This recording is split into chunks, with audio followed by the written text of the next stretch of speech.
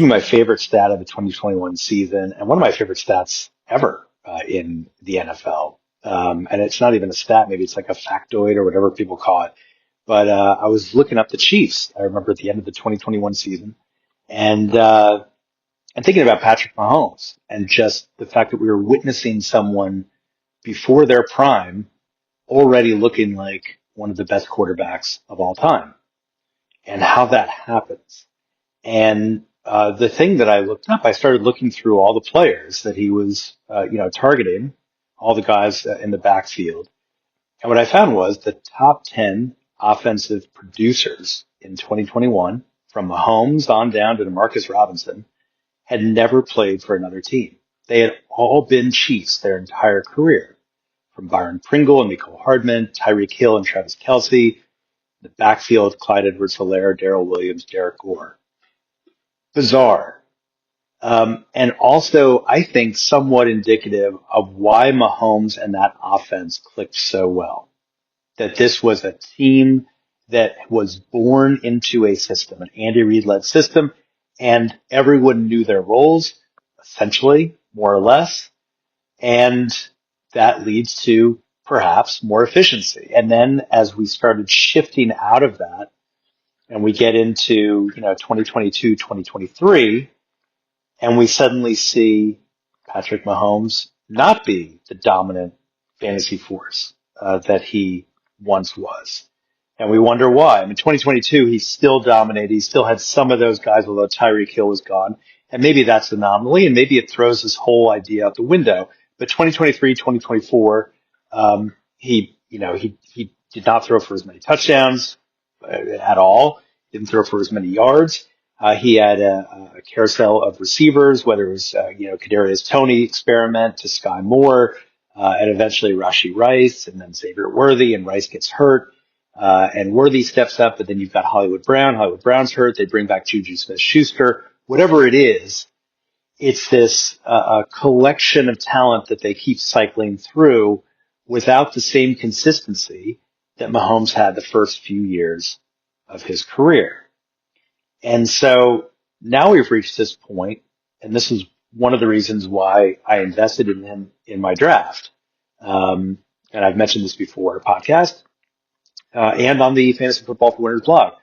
I picked Lamar Jackson at the end of the second round of my 14-team league, and then Mahomes fell in my lap several rounds later, and I couldn't pass him up. I just thought, well, Mahomes could be a top 5 quarterback again, and he's got a great late season schedule. So I want to go for it. I don't want an opponent to have Mahomes, and I'm willing to carry 2 quarterbacks. And it's worked out for obvious reasons. Lamar Jackson gets hurt. Mahomes right now is I think he's the overall QB2 coming out of last night's game. He had 17 fantasy points, I think, at halftime. He came very close to really breaking it open and going 30 points. If, a couple things, that one mistake in the interception. And the point is, he dominated in fantasy yesterday, even if it wasn't the kind of dominant performance that we would see in terms of yardage, or in passing TDs. It was still collectively a dominant performance. He has Juju Smith-Schuster. Again, he has Xavier Worthy. He's got Hollywood Brown. He's got Isaiah Pacheco and Kareem Hunt in the backfield. Some of these guys have been on the team for 3+ years. There is, this is their second year. Rashee Rice is coming back. Travis Kelce, of course, the mainstay. And so what we start to see, I think, is that in the turmoil of 2023 and 2024, when they had talent, but it was all very new and, players getting hurt and cycling in and out, next man up kind of stuff. Now we're seeing a little more consistency. Maybe the players know their roles better. Maybe Hollywood Brown, who was used to being the alpha earlier in his career, embraces the role that he's in now. Which is, situational. And maybe that was tough for him the last time, he played a full season, but now he's maybe a little more used to it. The same can be said for Juju Smith-Schuster, who, only gets a few targets, but he does his role. He does his job. Tyquan Thornton, A good example of somebody stepping up, obviously newer to the team, so that doesn't really work. But if you go down the list from Kelsey to Brown to Worthy to Pacheco to Smith-Schuster to Hunt, most of the guys he threw to yesterday, guys who's been on the team for 2, 3 seasons, sometimes more. In the case of, for example, Kelsey and Hunt. I think Hunt. I'm trying to remember now if it's season 3 for him because he came in, left, came back. But this is part of the reason why I think Mahomes was due for a big rebound this season. That stability mattered. Now, a week ago, I did a podcast episode where I asked the question, who do we trust in this offense? Because there are so many targets that he can go to with Worthy coming back. And now he's obviously fully back. And with Rashee Rice coming back in 2 to 3 weeks potentially, then what happens? And you have this crowded receiving core where maybe Rice is the alpha, maybe Worthy ascends to the alpha over Rice. We don't know that yet. We assume that Rice is the alpha, but who knows? And that doesn't discount the fact that Brown could still play a weekly role in that offense. The backfield is a complete mess, for better or for worse. I mean, if you started Kareem Hunt last night, good for you. It's amazing. You're not going to get many performances like that out of Kareem Hunt anymore. But it's very hard. I think a week later, what I'm seeing is that Mahomes is the constant.